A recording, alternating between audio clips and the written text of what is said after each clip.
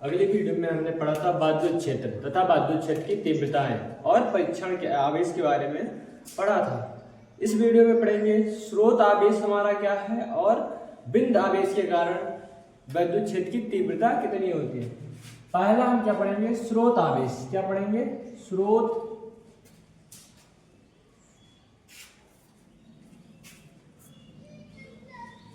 आवेश। अब स्रोत आवेश हमारा क्या है? ऐसा आवेश जो अपने चारों ओर विद्युत क्षेत्र उत्पन्न करता है। क्या उत्पन्न कर रहा है? विद्युत क्षेत्र उत्पन्न कर रहा है। क्या कहलाता है? स्रोत आवेश। ऐसा आवेश, ऐसा आवेश जो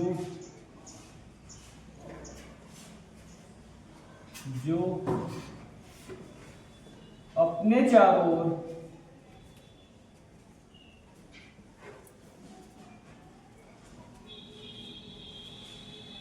विद्युत क्षेत्र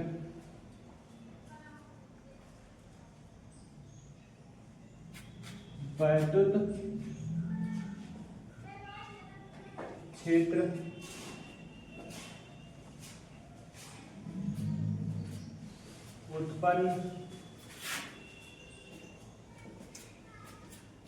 करता है। स्रोत आवेश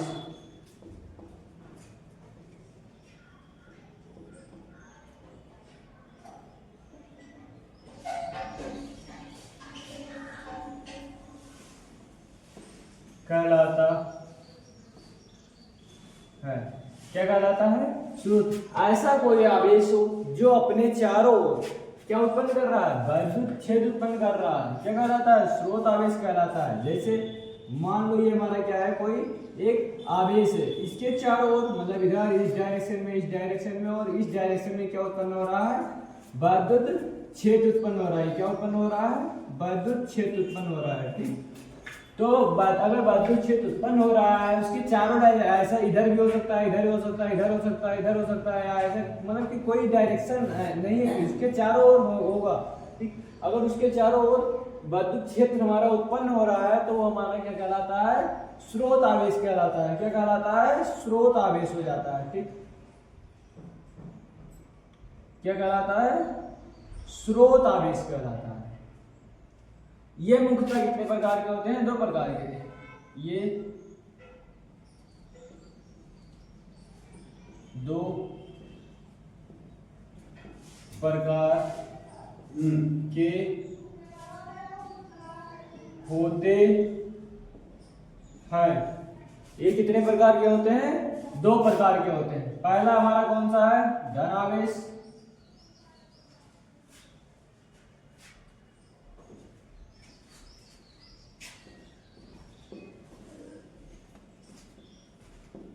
धनावेश, स्रोत आवेश।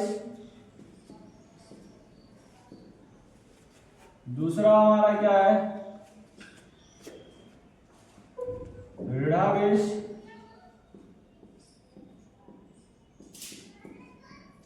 स्रोत आवेश। दूसरा हमारा क्या है?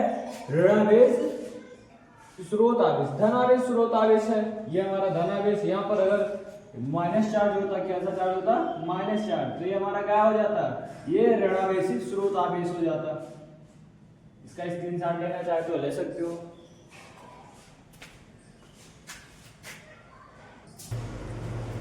अब हम क्या पढ़ेंगे? हम पढ़ेंगे बिंदु आवेश के कारण विद्युत क्षेत्र की तीव्रता। क्या पढ़ेंगे? बिंदु आवेश के कारण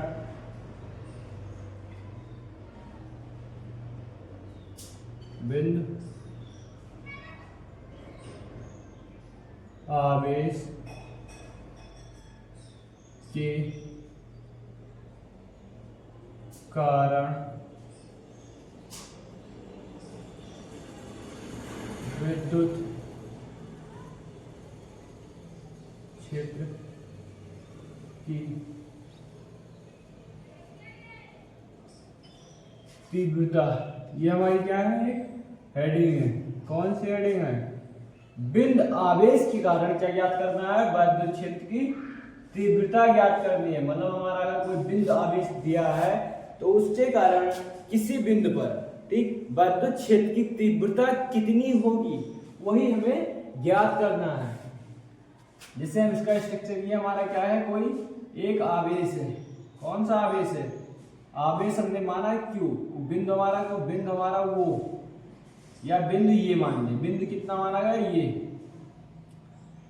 किसी बिंदु, ये क्या है हमारा स्रोत आवेश है। ये कौन सा आवेश है? स्रोत आवेश। यहां से आवेश है, इसके चारों ओर क्या उत्पन्न होगा? विद्युत क्षेत्र उत्पन्न होगा। क्या उत्पन्न हो रहा है? विद्युत क्षेत्र उत्पन्न हो रहा है।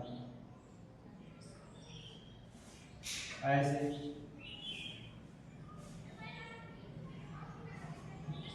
किसी बिंदु पर, किसी बिंदु, हमारे यहाँ बिंदु क्या है? हमारा बिंदु बी मान लो। बिंदु कौन सा है? बी। यहाँ पर आवेश कौन सा उपस्थित है? Q not. इस पर कहा गया है कि विद्युत क्षेत्र की तीव्रता हमें ज्ञात करनी है। किस बिंदु पर? इस बिंदु पर, मतलब बी बिंदु पर हमें क्या ज्ञात करना है? विद्युत क्षेत्र की तीव्रता। यहां से यहां तक की दूरी कितनी है? ये आर। यहां से यहां तक की दूरी कितनी हो गई हमारी? आर। अब इसके कारण क्या लगेगा? हमें ज्ञात करना है क्या? इसके कारण क्या बल, इस आवेश के कारण इस पर कितना बल लगेगा और इसकी विद्युत क्षेत्र की तीव्रता क्या होगी। हमने क्या क्यों क्या माना? स्रोत आवेश माना क्यों, कोई स्रोत आवेश है। कैसा आवेश है? स्रोत आवेश है जो अपने चारों ओर, जो अपने चारों ओर विद्युत क्षेत्र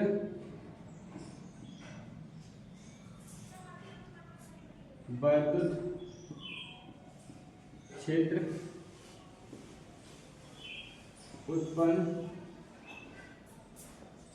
करता है। क्या उत्पन्न करता है? विद्युत क्षेत्र उत्पन्न करता है। विद्युत क्षेत्र उत्पन्न करता है किसी बिंदु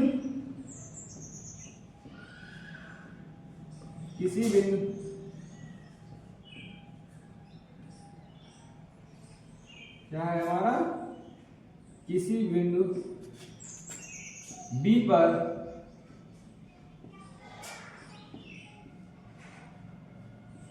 विद्युत क्षेत्र की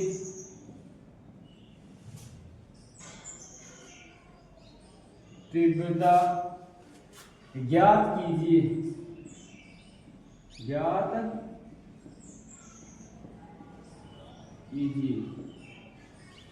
हमारा क्या क्यू कैसा आवेश था? स्रोत आवेश जो अपने चारों ओर क्या उत्पन्न कर रहा था? विद्युत क्षेत्र उत्पन्न कर रहा था।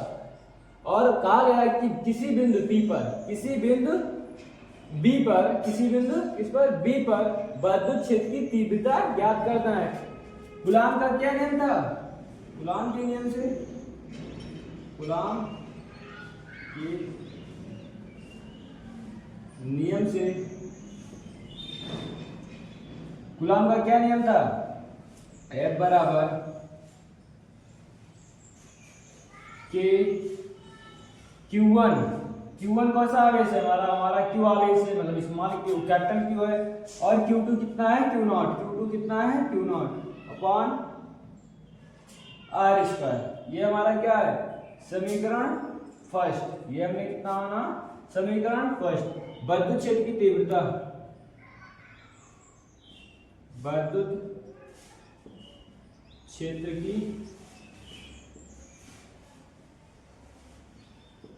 तीव्रता, विद्युत क्षेत्र की तीव्रता का सूत्र क्या था?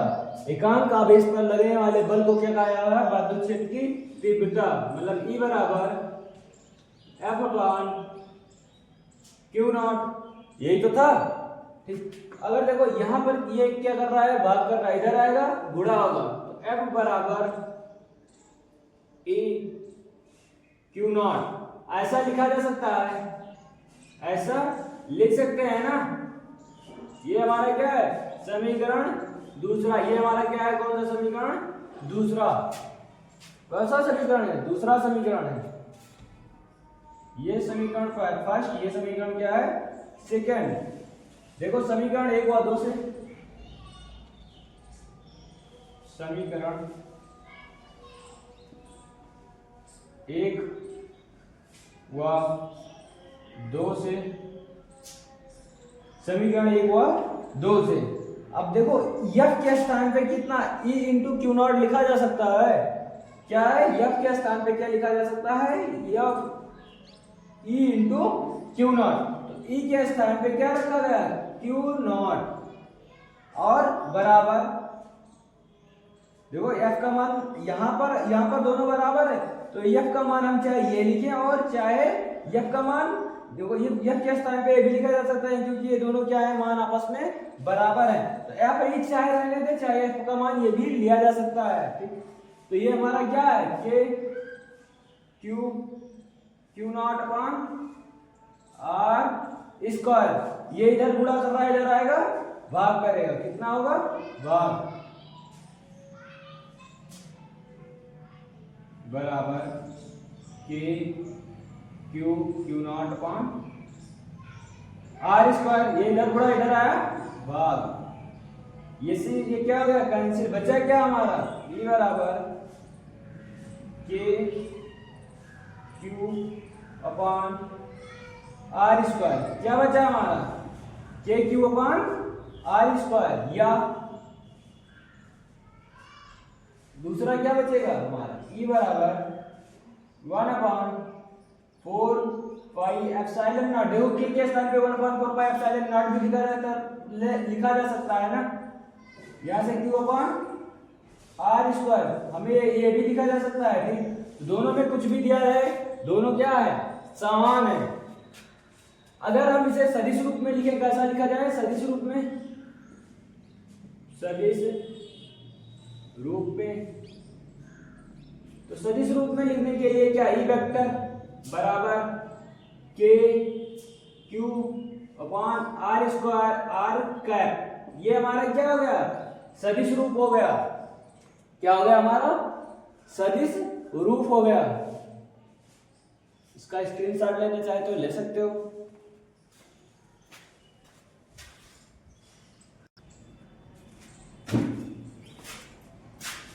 विद्युत बिंदु आवेश के कारण विद्युत क्षेत्र की तीव्रता, इनके मध्य क्या देखा जाए ग्राफ देखा जाए। क्या देखा जाए ग्राफ।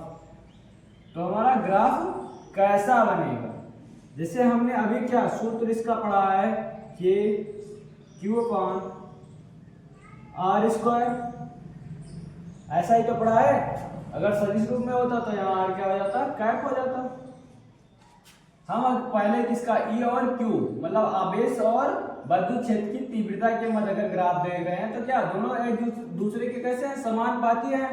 कैसे हैं समानुपाती हैं।